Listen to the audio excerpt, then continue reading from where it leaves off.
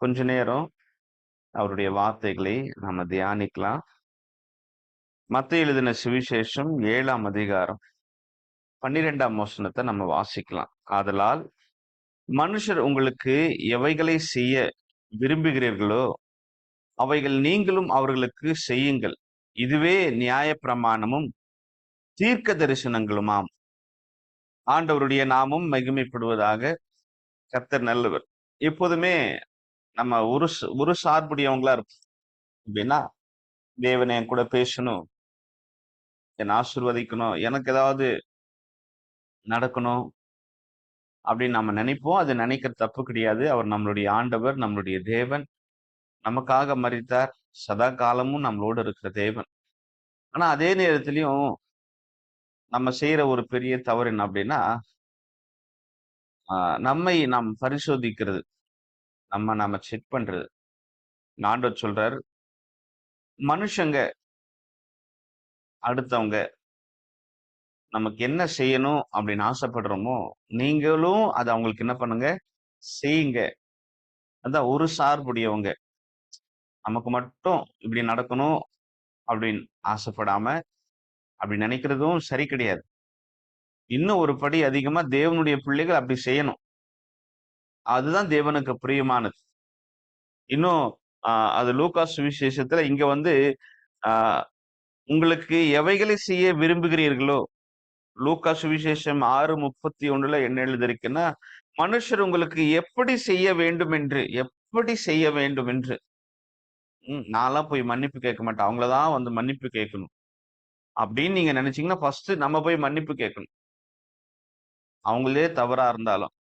இல்ல எதுவா இருக்கலாம். அவங்க தான் என்கிட்ட ஃபர்ஸ்ட் வந்து பேசணும். இல்ல அவங்க கூப்பிட்டா தான் நான் போவேன். இப்படி எதுவா இருந்தாலும். இப்படிப்பட்ட எண்ணங்கள் வந்து தேவனுடைய குணம் கிடையாது. ஆண்டவர் சொல்றார், மனுஷங்க உங்களுக்கு என்ன செய்யணும்னு நீங்க ஆசைப்படுறீங்களோ, அவங்க எப்படி செய்ய வேண்டும் என்று நீங்க விரும்புறீங்களோ, நீங்க முதலாவது அப்படி செய்யுங்க.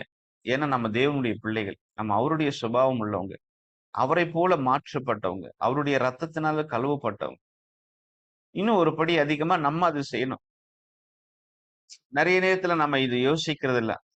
தேவன் ஆ நான் நினைக்கிறதெல்லாம் நடக்கணும்.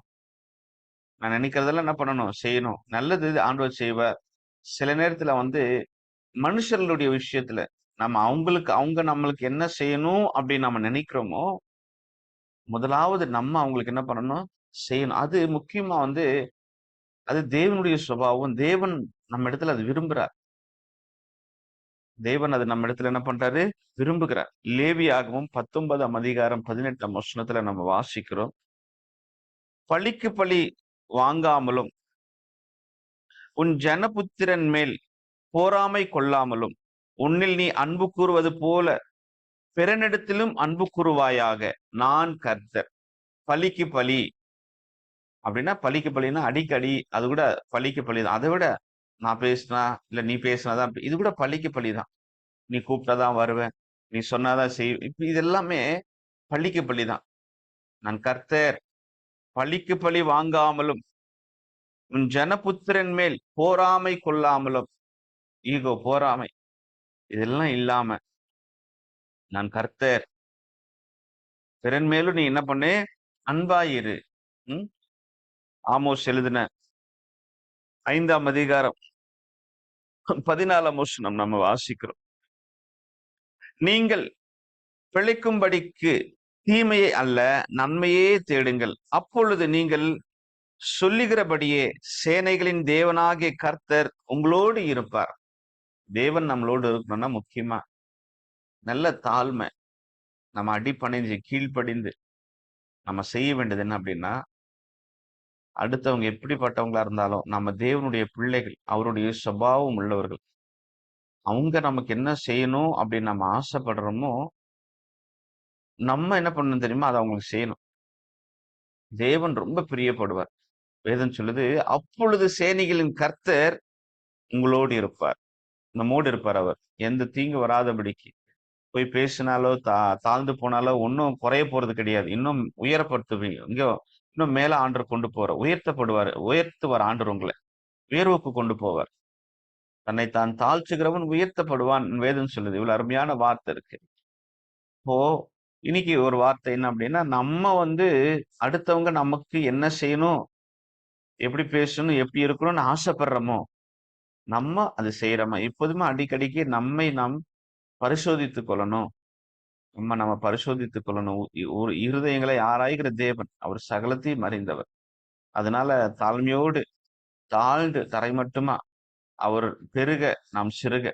அவர் சொல்றத அப்படியே நம்ம செய்யும்போது, மனசு ஒத்து வராது, கடினமா இருக்கும், ஈகோ இப்படி ஏகப்பட்ட காரியங்கள் வரும். ஆனாலும், அவங்க நமக்கு என்ன செய்யணும்னு நம்ம ஆசைப்படுறோமோ, மற்றவங்க நமக்கு என்ன செய்யணும்னு நம்ம ஆசைப்படுறோமோ, முதல்ல நம்ம போய் செய்யணும்.